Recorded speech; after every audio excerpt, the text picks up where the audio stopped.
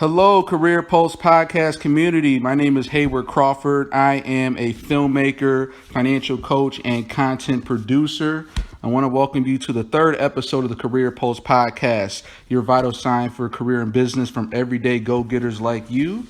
Right here, I'm in front of the one and only Jeff George. Jeff George is a cinematographer based in Los Angeles, born in Detroit, Michigan, and a graduate of the University of Michigan. And he is heavily influenced by his Rust Belt roots. Jeff has created compelling images for music videos, feature films, commercials, and documentaries. After working in the camera department on feature films under the guidance of DPs such as Benoit Debbie, am I saying that right? Mm-hmm. All right, Larry Fong, and James Laxton, Jeff began bringing his own style to clients such as Vice, Timberland, Under Armour, and Chevy, and musicians like Royce da 5'9" and the one and only Eminem. So Atlantic Records also strongholds like Danny Brown and ICP, and also European acts like Carpenter Brut, Opeth, and Individuals. Jeff's narrative credits include the numerous shorts and two features, The Pickle Recipe and Ovid, The Art of Love. With a keen eye for capturing urban environments, he also worked as a second unit DP on It Follows, Orion, and Cash Only. In 2017, he was awarded the Best Cinematography for the film Break My Bones at the Rhode Island Film Festival. Also in 2019, Jeff was a recipient of the Emerging Cinematographer Award from the International Cinematographers Guild Local 600. Jeff is also represented by the Near Agency in Los Angeles. So guys, help me welcome the one and only Jeff George. How you doing, Jeff? All right, good. All Hayward. right. Thanks for having me. No problem, Appreciate man. it. Good to have you aboard. Yeah. Okay. Awesome. So let's just kind of dive right in. So you got your good cup of Joe. I got my cup of coffee. I'm ready to do it. Yeah, let's. I'm excited to be here. I'm excited to be collaborating with you. So yeah, this is a good opportunity to, Get it going. get it going. Yeah. How's the omelet over at Jimmy's Burgers? I always like to recommend spots when I can. you know? Yeah. It was pretty good. It was a solid omelet. You always gotta love LA diners, Yeah. especially when they're crazy cool old architecture like that. I always dig that kind of stuff, and it's part of the reason I love LA is the variety of different, kind of neighborhood institutions, and the region out here is so big and sprawling. It's you always have a chance to discover something. So Yeah, it was a classic, at that classic vintage spot. I mean, I think I remember Yeah. smashing some food there like the first night I moved in. that would be a good spot to go the first night you move in, especially when it's next door. Yeah. So. Yeah, and like I mentioned, they were just filming Ballers there like a few weeks ago too, which is pretty cool. Yeah. So, Jeff, diving in, what do you tell people when they typically ask you like what you do? Yeah, so I tell them I'm a director of photography or a cinematographer. The microphone's on. Oh yeah, there you go. Awesome. Sometimes people are not 100% familiar with what that role might entail, but essentially, my job is to run the kind of camera department and some of those creative decisions along with the director and the other key department people on a film set, and execute a director's vision on the screen, in some way, whether that means you're technically translating their vision into what camera and what lenses and lighting, or whether you're helping the director to construct a scene in terms of shot structure or how the sequence should be filmed. So it can be as simple as pointing the camera in the right direction and making some technical decisions on camera settings, and it can be as involved as running teams of people, coordinating teams of people and departments to execute a sequence on camera. Yeah. Awesome. So a lot of nooks and crannies. There's never one way. Not yeah. one way to tackle it. The job is never the same. It's part of why I love it. I mean, there are certain things that are obviously consistent throughout all the shoots in terms of kind of overarching instinct, as it were, as a DP. But every scene that you shoot, every location that you're in is going to be different. It might require different lighting, different needs, different ways of shooting things. So you have to be very adaptive to that, and not just the filming situations, but also the people that you're working with. Different, directors have different styles and different approaches, and you have to be, willing and able. Okay, so tell us about Jeff, some of your beginnings growing up and what led to your initial passion in filmmaking. Well, I grew up in the suburbs of Detroit, Metro Detroit area, and I was very lucky to have parents that kind of encouraged my creative side. My father was a photographer, especially through his 20s and 30s, and he had that visual instinct himself about certain things. He taught me photography at a really young age. Oh, okay. Yeah, and so I kind of, in a way, I kind of picked up where my dad left off, because he actually was thinking about, going to school for photography. He did some time in Berkeley, California, and, hanging out with the photography crowd there and stuff. And this was in the 70s, I want to say, 60s, 70s. So he was kind of into that whole thing. He won some awards locally in Detroit for his work as a photographer. Nice. And then he got worked for the family business, which my family owned a dairy company in Detroit called Melody Farms, which was they did milk and ice cream and stuff. And so when it came time for my dad to find a career path, he went and worked for the family business and kind of got out of the photography thing. And then when I was young, he taught me photography, and I kind of became a real interest of mine from a young age. I want to say when I was maybe 8 or 9 years old, he brought out his old Minolta X700, 35 millimeter still camera, SLR, and I picked it up right away. I liked the sometimes you just have an interest in that when you're a kid, but it really grew with me, and I loved movies. My dad and I would also watch movies all the time. When I was a kid, we would watch The Twilight Zone, and he would show me all his old favorite kind of shows and stuff from the 50s and 60s and all that. And so it was Twilight Zone, it was The Day the Earth Stood Still, Invasion of the Body Snatchers, and then eventually we got, as I got a little bit older, we watched The Shining, and that was a real turning point for me. I was obsessed with just the look of that floating camera, one of the first films to use the Steadicam. And even from a young kid, I was like, wow, how did they do that? How did they make that? I don't understand how you move a camera like that through, and capture these things. And the mood of that film was so eerie, and that you could convey a mood just through film was so interesting to me. And then so, this was maybe a little bit of the early days of the internet and all that stuff, AOL, and I would look up things online about, movies, and eventually just became a big interest of mine. And I always just, I kind of, when I was a kid, I would make home movies and things like that, and it led to going to film school and following a career in film. And I had very supportive parents and friends who encouraged me, and I was lucky in there, because I know a lot of people get into film and their parents think they're crazy for trying to get into movies. Maybe not so much now, but at that time maybe it was not the first choice for a parent to see their kid go into film. It's kind of a seemingly inaccessible, especially growing up as a young kid in Metro Detroit. Seems like the big three automotive town. Yeah. It isn't as like secure or right. Yeah. Do you take a steady salary and a career in the auto industry or in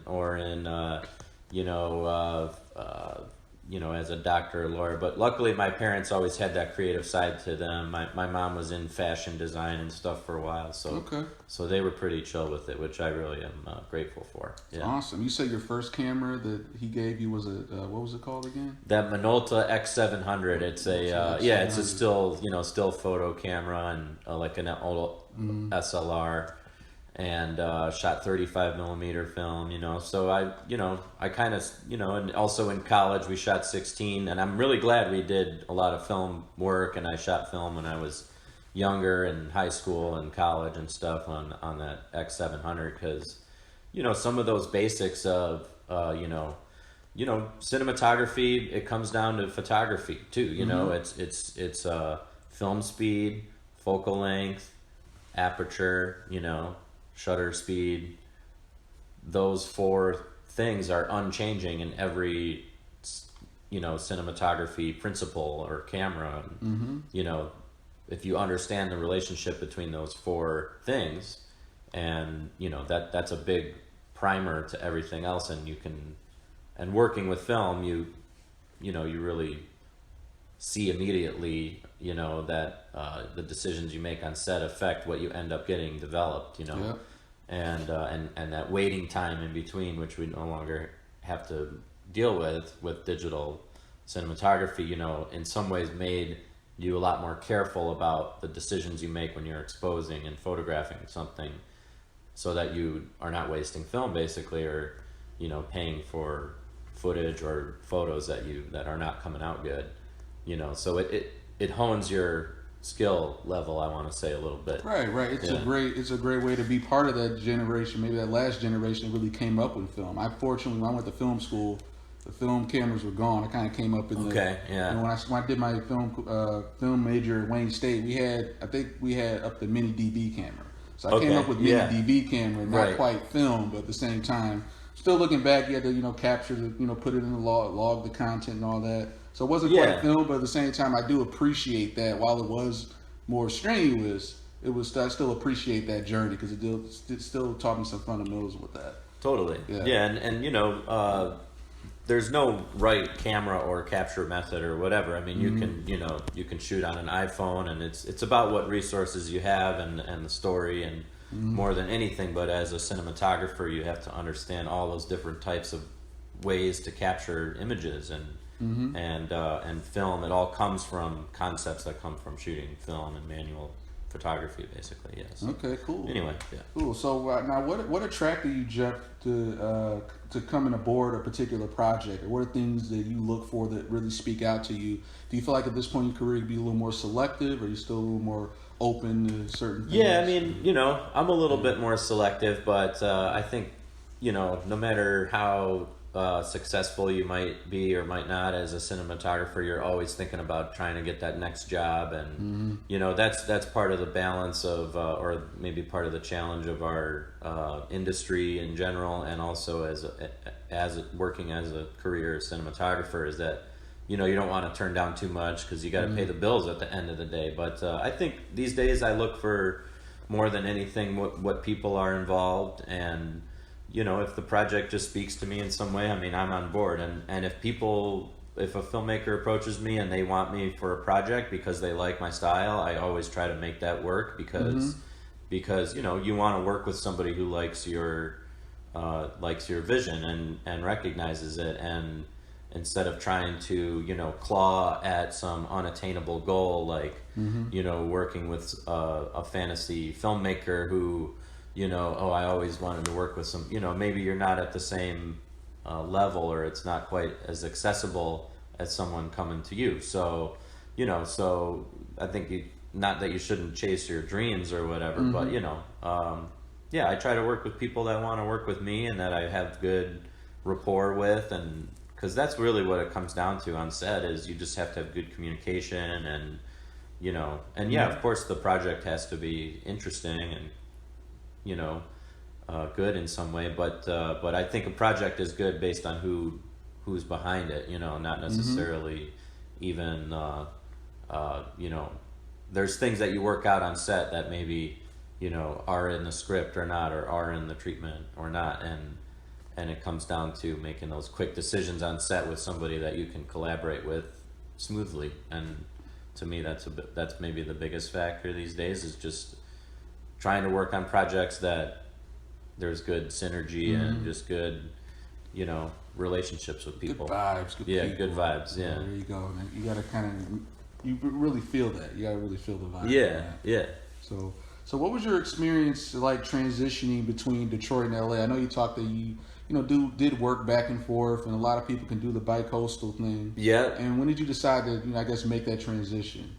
You know, I had been like flirting with moving to LA for a long time, and it was kind of specific to my circumstances because I came out of college right when the Michigan Film Incentive was first starting, and then, you know, kind of worked my way up in the camera department working on films in Michigan where I grew up, which I was very fortunate to do. I feel like if I had graduated 2 years before that or 4 years after or something, I might have missed that wave. Yeah. So that was very particular to my circumstances. I was, you know, I was all ready to move to LA. I'd done an internship in college out here working at a production company, reading scripts and stuff. And my plan was kind of to come out here after college. And then that film incentive passed, you know, close to when I graduated in 2008 from the University of Michigan.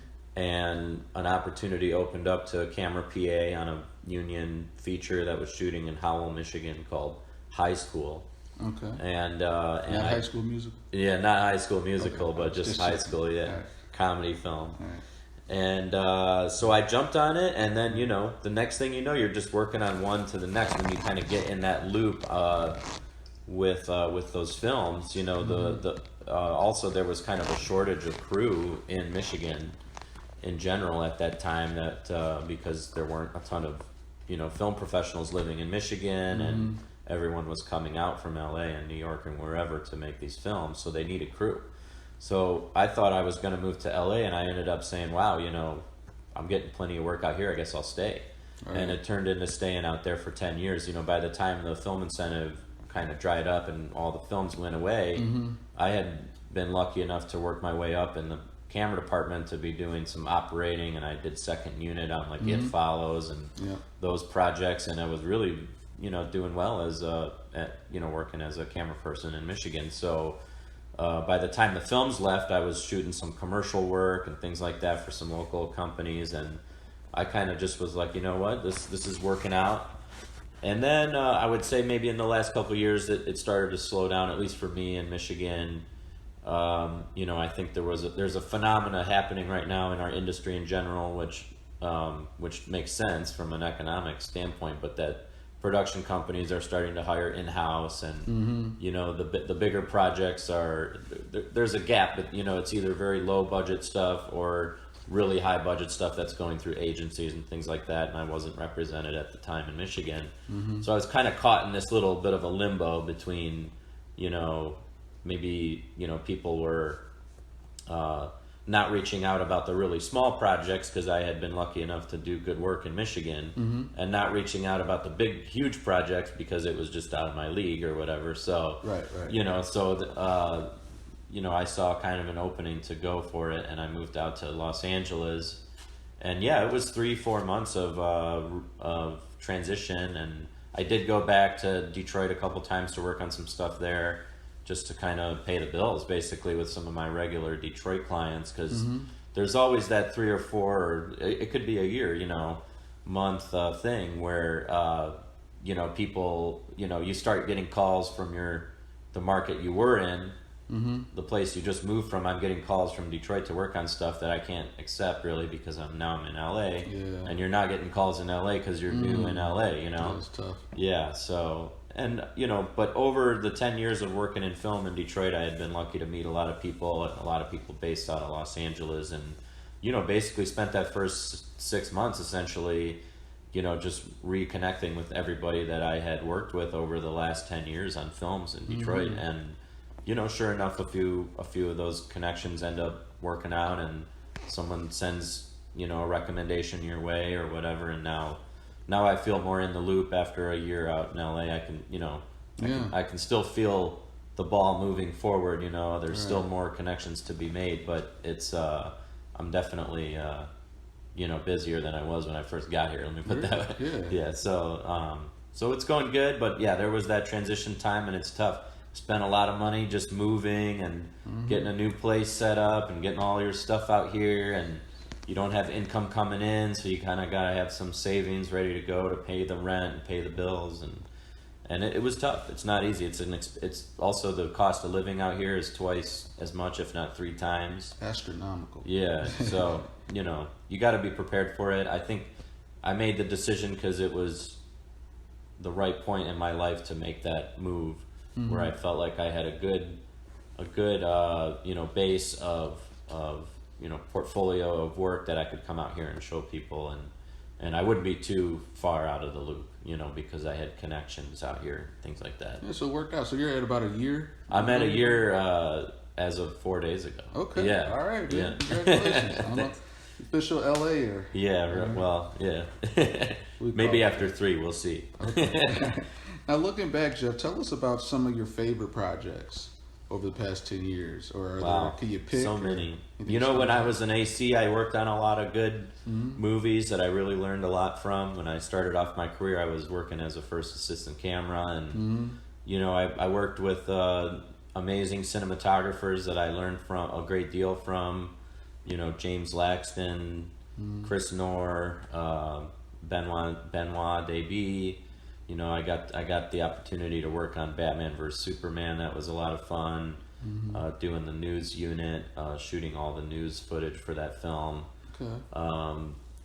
Also got to meet Larry Fong and see him work, and you pick up a lot of little things over the way when you work on these big movies and stuff, and that was really rewarding. The one I did, the Ryan Gosling film that he directed, Lost River, was one of my favorite projects I worked on. Yeah. And then in terms of DPing, I've been real lucky to have a really good relationship with 2 of the most visionary directors that I can think of right now, which are the Dika brothers, 2 French directors that are based in Detroit, that we've done a lot of music videos together, and have had a long relationship over the years doing, I've been shooting for them for the last 6 or 7 years, and I met them over 10 ago. And My Blood, the film that won the Emerging Cinematographer Award, was one of those great, passion projects that I DP'd that, was really just fully, they're such visionary directors that that you feel really, like every decision that's being made is just confident and the right one. And yeah, they did their homework. Yeah, they did their homework. They did their prep, and it's really rewarding to work with, and have the time to work with filmmakers like that. So that was very rewarding, and so many great projects over the years that I've been lucky to be a part of. Another one with them, the very first big music video that I shot, which was for Insane Clown Posse, called Chris Benoit. Okay. That was an amazing experience, because it was kind of the first time we shot that years ago now, but it was kind of the first time I really had a big budget to work with, and I was probably in over my head a little bit and didn't know a ton about what I was doing, but it was it really put me on the map as a young cinematographer. So yeah, I'm very grateful for the opportunities with them, and all the filmmakers I worked with, and David Haynes and Anthony Colomati, who I did Break My Bones with, short film that went to Rhode Island, and Fantasia and LA Shorts. That is definitely some of my strongest work. That they're another duo that really does their homework, does their prep, very visionary. They have a very specific mood that they like to convey, and we're very much on the same page in terms of what we like to see visually and in a film. So they're another one that I really like to work with, and that I get along with really nicely. So sounds like you took a lot of different lessons away from each one to kind of help mold you to the next. Yeah, absolutely. And even the worst shoots I've been on, I take lessons. You almost take more lessons from those than the good ones that go well. Oh yeah. You got to constantly be learning in this job, and open yourself to learning new things. And every set that I'm on, I feel like there's a new, because everyone is different. There's something new that I'm thinking about or doing, or coming up with a solution to figure out a way to shoot something. And that's a big part of the job, is just picking up those things along the way. Yeah. So, and that kind of is a great segue as far as the next question. Like, what do you do to keep your finger on the pulse of your career? We'll see what I did there. A little. Yeah. Post podcast. Yeah. oh yeah, I'm on it. So like, what are things you do to like not only what you learn from each project, but are there other little hacks, like maybe an Yeah. article or a book, or what are ways you feel like you try and stay on top of the cutting edge of your industry? Like technology is changing so rapidly in our industry, and I do enjoy it. I like to keep up with it. I try to keep myself as educated as possible. I go to the workshops and things like that they have around LA. That is a nice benefit of being out here and being part of the union and the SOC. You get notifications about different workshops and stuff, but almost all of them are open to the public. Really, anybody can go. You just got to find out what's going on in your area. But I think you can get kind of lost in the weeds with the technical stuff, and it's great to know. But I like films. I like to watch people's work and see what people are doing that's new and different, and and read the articles that come out, and I listen to the podcasts and things like that, and just watching other people work, and that can be a little difficult when you're a DP. When you're not an assistant or a camera operator, and you're in the camera department working on movies. It's you get a lot of opportunity to observe other people working. As a DP, you kind of have to have your own thing going, and unless you go to a buddy's set or something, you don't really get a ton of opportunity to see other people work. So I try to take tips from people, and listen to your department keys who have been probably on a lot more projects than you, like your gaffer and your first AC that have good solutions for stuff. And I get American Cinematographer magazine, and I try to read it, and I'm on a couple cinematography like Facebook groups, and just nice to keep up with people and see what your peers are doing, and you get to see what's working and what's not and what's trendy, and just keeping involved and socializing is a big part of it, and I think it used to be a little bit more competitive in our industry, and now it's a little bit more collaborative. There still is competition, obviously between DPs, but people are sharing, their methods and things like that more openly now, because, you kind of feel like you bring each other up if everyone, kind of is working together, and there are certain things about our industry that are changing really fast, like budgets are going way down for commercial projects, and, you want to try and protect the role of the DP in some way, and, and it's a lot of work, and there's a lot of prep, and you want to make sure people are getting paid fairly for their work and things like that. So it's in everyone's best interest now. I think people realize that to, coordinate in that way and not undercut each other, and there's a lot of aspects to it, but it's hard to keep up. Collaboration over competition.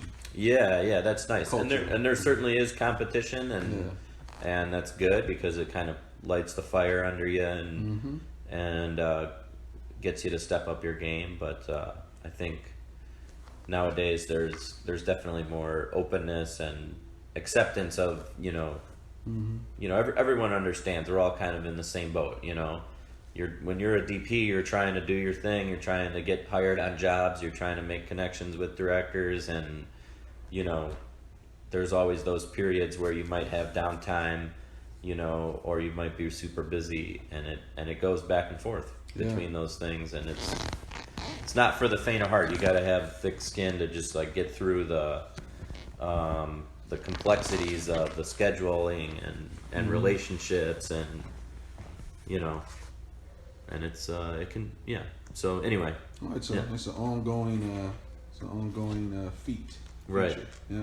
So how important do you feel is the area of time management, not only from a DP standpoint on set, but also like in your personal life as far as time management? What's your thoughts on that?